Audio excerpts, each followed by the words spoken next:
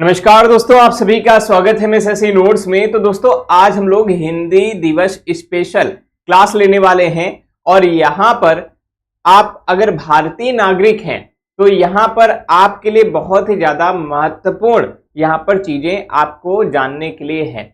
दूसरी बात, अगर आप किसी परीक्षा की तैयारी कर रहे हैं, वहां पर अगर हिंदी आती है तो भी ये वाली जो क्लास है यहाँ पर भी इंपॉर्टेंट होने वाली है। तो दोनों पर्पज से आप देखेंगे, चाहे आप तैयारी कर रहे हैं चाहे आप तैयारी नहीं कर रहे हैं, आप सीनियर सिटीजन हैं, आप मतलब अभी बच्चे हैं, है ना। ये वीडियो सभी के लिए है क्योंकि हिंदी हमारी राजभाषा है और इसके बारे में जानने का अधिकार हम सभी भारतीयों को है।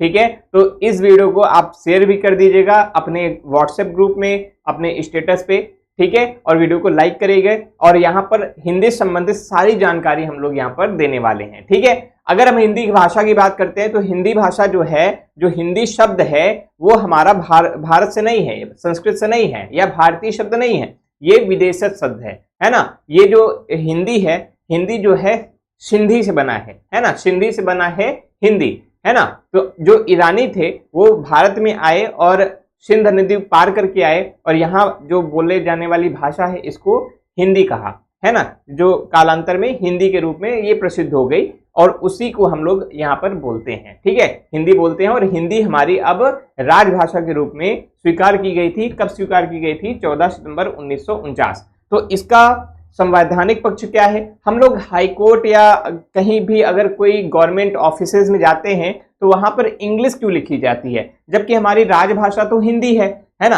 कोर्ट में जाएंगे, सुप्रीम कोर्ट की भाषा है, सुप्रीम कोर्ट में कभी भी जो आपका मतलब जो भी सारांश निकलता है वो हिंदी में नहीं निकलता है, वो पूरा का पूरा इंग्लिश में ही रहता है। ऐसा क्यों हो रहा है? हिंदी में यहाँ पर रहने के बावजूद हमको इंग्लिश जानने की जरूरत क्यों पड़ रही है? ये भी हम संवैधानिक पक्षों के बारे में को समझते हुए यहाँ पर हम समझेंगे। ठीक है, तो यहाँ पर बहुत इंटरेस्टिंग वीडियो होने वाली है, शुरू से लास्ट तक देखेंगे। ठीक है, सबसे पहले हम लोग देखते हैं हिंदी का संवैधानिक पक्ष। ठीक है, और हाँ, यहाँ पर मैं राजभाषा और राष्ट्रभाषा में भी अंतर समझाने वाला हूँ। ठीक है, तो ये वीडियो बहुत ही ज्यादा महत्वपूर्ण होने वाली है आप सभी के लिए। ठीक है, तो देखो, हिंदी का जो संवैधानिक पक्ष है उसके मतलब कहाँ से शुरू होता है? तो शुरू होता है हमारा अनुच्छेद 343 से। ठीक है, आपको पता होगा कि भाग 17 है ना, भाग 17 में यहाँ पर अनुच्छेद 343 है और जो ये कहा गया है, क्या कहा गया है कि संघ की राजभाषा के लिए। ठीक है, और संघ की राजभाषा यहाँ पर बात होती है कि इस अनुच्छेद के अनुसार जो संघ है यानी भारत सरकार की जो राजभाषा है वो हिंदी होगी और इसकी लिपि देवनागरी होगी। शुरुआत में अंग्रेजी को, यहां से ही आपको उत्तर मिलेगा कि हाई कोर्ट और सुप्रीम कोर्ट के जो ऑर्डर्स होते हैं वे इंग्लिश लैंग्वेज में क्यों होते हैं, हिंदी में क्यों नहीं होते हैं, यहाँ पर देखेंगे। ठीक है ना। क्या है कि शुरुआत में, है ना, शुरुआत में अंग्रेजी को भी 15 साल तक, है ना, अंग्रेजी को भी 15 साल तक यानी 1965 तक के लिए आधिकारिक कार्यों के लिए जारी रखा गया था, लेकिन बाद में संसद ने एक कानून पास किया और कानून बनाकर इसे जारी रखा है। ठीक है, तो ये संविधान में अभी भी है, ये जो आधिकारिक भाषा है उसमें हिंदी के साथ साथ अंग्रेजी भी है। इसका मतलब ये कोई नहीं कह सकता है कि अंग्रेजी का प्रयोग सुप्रीम कोर्ट में क्यों होता है जबकि हमारी राजभाषा हिंदी है। क्यों? क्योंकि संसद ने ही कानून बनाकर इसको, ये पहले 15 साल के लिए आया था कि 15 साल तक हम लोग जैसे ही हिंदी का प्रचार प्रसार करेंगे उसके बाद हम हिंदी को यहाँ पर राष्ट्रभाषा के रूप में घोषित कर देंगे, लेकिन यहाँ पर ये चीज नहीं हुई। इंग्लिश को ही आगे भी बढ़ा दिया गया, संसद में एक कानून पास करके हिंदी को ही मतलब आगे बढ़ा दिया गया। आधिकारिक भाषा में हिंदी और अंग्रेजी दोनों चलती रहती है। ठीक है, और अधिकतर आपको पता होगा कि अंग्रेजी का यूज ज्यादा होता है। ठीक है, आगे बात करते हैं, एक मिनट आगे बात करते हैं। अब और भी अनुच्छेद को समझ लेते हैं। अनुच्छेद 344 राजभाषा आयोग और समिति। यह अनुच्छेद राष्ट्रपति को एक राजभाषा आयोग, कभी कभी आपके एग्जाम में क्वेश्चन पूछा जाता है कि राजभाषा आयोग का गठन किस अनुच्छेद के तहत हुआ है, तो अनुच्छेद 344, जिसके पहले अध्यक्ष बीजी खेर थे। ठीक है, याद रखना है पहले अध्यक्ष कौन थे, बीजी खेर थे यहाँ पर। तो यहाँ पर क्या है, राष्ट्रपति एक राजभाषा आयोग गठित करने का अधिकार देता है, जिसमें हिंदी के विकास और आधिकारिक उपयोग के लिए सिफारिशों देने के लिए सदस्य शामिल होते हैं। इसके साथ ही संसद की एक समिति भी बनती है जो इस आयोग की सिफारिशों पर विचार करती है। ठीक है, यहाँ पर 344 में ये है। अब 345 में क्या है, राज्यों की राजभाषाएं, है ना, राज्यों की राजभाषाएं। ये अनुच्छेद जो है राज्यों को ये अधिकार देता है कि वे अपने राज्य के लिए एक या एक से अधिक, है ना, एक या एक से अधिक या एक से ज्यादा भाषाओं को राजभाषा के रूप में चुन सकते हैं। ठीक है, अब ये भी होता है ना कि जो हम अदर स्टेट में जाते हैं, जो हिंदी भाषी क्षेत्र नहीं है, वहां पर भैया हिंदी क्यों नहीं होती है या हिंदी का प्रयोग क्यों नहीं होता है, तो इसमें यहाँ पर उत्तर मिल जाता है किससे, 345 से। क्या मिलता है कि राज्यों को अधिकार देता है कि ये अपनी आधिकारिक जो भाषा है वो हिंदी के साथ साथ अन्य कोई भी एक जो भाषा है उसको चुन सकता है। और आपने देखा होगा और आपको अगर पता होगा, सबसे पहले हिंदी को राजभाषा के रूप में स्वीकार करने वाला राज्य कौन सा था, अगर पता है तो बताइएगा, मैं उसका उत्तर जो है वीडियो को लास्ट में दूंगा। ठीक है, अगर पता है तो तुरंत कमेंट करके बताइए कि जो सबसे पहले वो कौन सा राज्य था जो हिंदी को राजभाषा के रूप में स्वीकार किया था, आपको बताना है। ठीक है, फिर उसके बाद उदाहरण के लिए उत्तर प्रदेश में हिंदी और उर्दू दोनों राजभाषाएं हैं। ठीक है, हिंदी और उर्दू जैसे उत्तर प्रदेश में है। ठीक है, आगे बात करते हैं अनुच्छेद 346 की।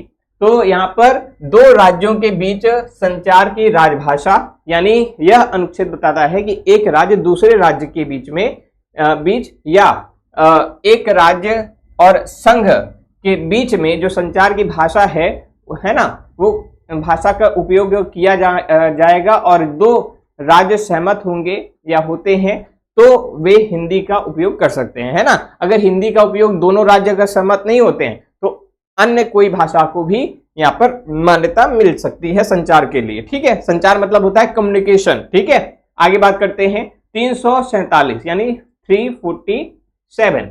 यहाँ पर किसी राज्य की जनसंख्या के बड़े हिस्से द्वारा बोली जाने वाली भाषा, ठीक है, अगर किसी राज्य की आबादी का एक बड़ा हिस्सा किसी भाषा को राजभाषा के रूप में मान्यता देने की मांग करता है तो राष्ट्रपति उस भाषा को राज्य में आधिकारिक मान्यता दे सकते हैं। ये पावर कौन देता है, ये पावर कौन देता है, 347 अनुच्छेद 347 के राष्ट्रपति ये बाध्य होंगे अगर कोई भी किसी भी राज्य में अगर बहुत ज्यादा अगर ये माना जाए और बहुत सारा संख्या उस राज्य की जो है बोली जाए कि हमको ये भाषा बोलनी है, हमारे यहाँ इस भाषा की बहुलता है, तो राष्ट्रपति उसको आधिकारिक मान्यता देने के लिए ये क्या है, बाध्य है। ठीक है, आगे बात करते हैं। हाँ, अब सर्वोच्च न्यायालय और उच्च न्यायालय की बात करते हैं जो कि सबसे ज्यादा मुद्दे पे रहता है कि अनुच्छेद 348 में सर्वोच्च न्यायालय और उच्च न्यायालयों की भाषा इस अनुच्छेद के अंतर्गत, है ना, सुप्रीम कोर्ट और हाई कोर्ट में जो सभी कार्यवाही अंग्रेजी में होंगी। यहां पर ध्यान से देखेंगे, अगर आप लोग कहते हैं कि हिंदी हमारी राजभाषा है लेकिन सुप्रीम कोर्ट और हाई कोर्ट की जो लैंग्वेज होती है वो अंग्रेजी क्यों होती है, इंग्लिश क्यों होती है, तो उसके पीछे का रीजन अनुच्छेद यानी आर्टिकल 348 है। और वो क्या है कि इस अनुच्छेद के अनुसार सुप्रीम कोर्ट और हाई कोर्ट सभी कार्यवाही अंग्रेजी में होगी इस जब तक कि संसद कोई अन्य कानून न बनाए। हालांकि राष्ट्रपति की मंजूरी से राज्य के राज्यपाल उच्च न्यायालय में हिंदी या किसी अन्य आधिकारिक भाषा के उपयोग की अनुमति दे सकते हैं। ठीक है, यह बात याद रखना है। फिर हाई कोर्ट और सुप्रीम कोर्ट यहां पर अभी ये स्पेशल पावर है उनके लिए, कब क्या क्या है कि भाई वो अंग्रेजी में ही अपनी वर्डिक्ट सुना सकते हैं। ठीक है, आगे बात करते हैं। अब 351 ये हमारा लास्ट अनुच्छेद है। इसमें क्या लिखा गया है, हिंदी भाषा के विकास के लिए दिशा निर्देश जो दिया गया है वो इसी में दिया गया है। ये भी क्वेश्चन पूछता है कि दिशा निर्देश किस अनुच्छेद में है, ये है 351। ठीक है, अब इसके बारे में बात करते हैं कि ये जो अनुच्छेद है सरकार को निर्देश देती है, सरकार को निर्देश देता है कि वह हिंदी भाषा के विकास और प्रचार प्रसार के लिए काम करे ताकि यह भारत की मिश्रित संस्कृति की अभिव्यक्ति बन सके। ठीक है, तो ये थे हमारे संवैधानिक पक्ष। अब हम बात करते हैं राजभाषा और राष्ट्रभाषा में क्या अंतर होता है। ठीक है, तो राजभाषा और राष्ट्रभाषा में जो अंतर है वो समझते हैं। तो राजभाषा जो होती है और राष्ट्रभाषा जो होती है दोनों ही शब्द भाषा से संबंधित है, लेकिन दोनों में बड़ा अंतर है, इन्हें समझना बहुत जरूरी है। और सबसे पहले हम लोग समझते हैं राजभाषा। ठीक है, राजभाषा क्या होती है? यानी ऑफिशियल लैंग्वेज। ठीक है, तो ये राजभाषा वह भाषा है जिसका उपयोग किसी देश के सरकारी कामकाज, प्रशासन, संसद, विधानमंडलों और अदालतों में होता है। यह एक देश का राज्य के सरकारी कार्यों के लिए संवैधानिक रूप से मान्यता प्राप्त भाषा होती है।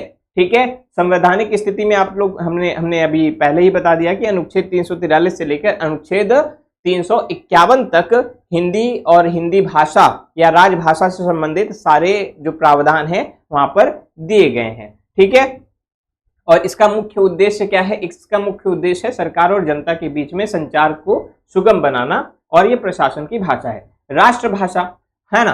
अब आप लोग कहेंगे कि सर हिंदी को राष्ट्रभाषा क्यों नहीं कहते हैं? तो हिंदी को राष्ट्रभाषा इसलिए नहीं करते हैं, पहले राष्ट्रभाषा की परिभाषा समझ लेते हैं। ठीक है, तो राष्ट्रभाषा की परिभाषा ये है कि राष्ट्रभाषा वह भाषा है जो किसी राष्ट्र की पहचान और संस्कृति का प्रतीक हो। अब यहाँ पर आप जानते हैं कि जो विविधताएं हैं, भारत में बहुत ज्यादा विविधता है। उत्तर प्रदेश में कुछ और बोली जाती है, बोली जाती है ना। यहाँ पर कहते हैं ना कि क्या कहते हैं, कोस कोस पर पानी बदले 4 कोस पर वाणी, है ना, यानी हर 4 कोस पर वाणी बदल जाती है।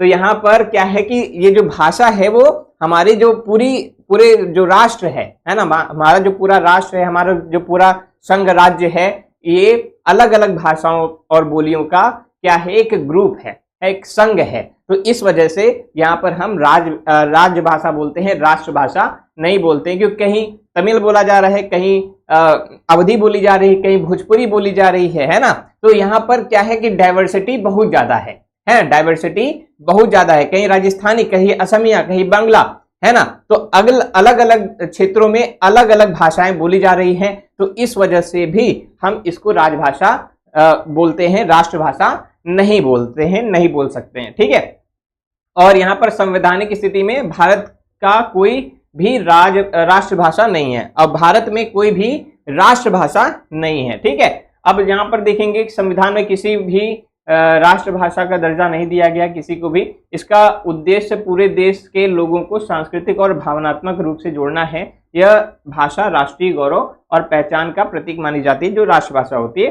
अब देखते हैं, ठीक है, यहाँ पर परिभाषा क्या है, सरकारी कामकाज की है, और ये पूरे राष्ट्र की पहचान होती है। ठीक है, संवैधानिक स्थिति, यहाँ पर राजभाषा का मान्यता प्राप्त है हिंदी को, और यहाँ पर अगर बात करेंगे राष्ट्रभाषा तो कोई राष्ट्रभाषा नहीं है। ठीक है, अगर आप आगे बात करेंगे तो जो क्षेत्र है ना, देखो राजभाषा का जो क्षेत्र है वो सरकार होता है, प्रशासन होता है, अदालत तो सीमित होता है, लेकिन जो राष्ट्रभाषा है वो पूरे देश में लागू हो जाती है। ठीक है, लेकिन ऐसी कोई भी भाषा नहीं है जो पूरे देश में लागू हो सके, भारत देश में लागू हो सके। ठीक है, इस वजह से हम लोग नहीं बोलते हैं। और आगे देखते हैं उद्देश्य के लिए कि प्रशासनिक और कानूनी कार्य के लिए, और ये है राष्ट्रीय एकता और पहचान को बढ़ावा देने के लिए। ठीक है, तो आपको आई होप कि ये हिंदी दिवस के अवसर पर हिंदी के बारे में थोड़ी बहुत जानकारी मिल गई होगी, और ये जो जानकारी है वे आपकी परीक्षा के लिए भी उपयोगी है और आपके दैनिक जीवन के लिए भी उपयोगी है। अगर आप भारत में रहते हैं और भारत की संस्कृति और उससे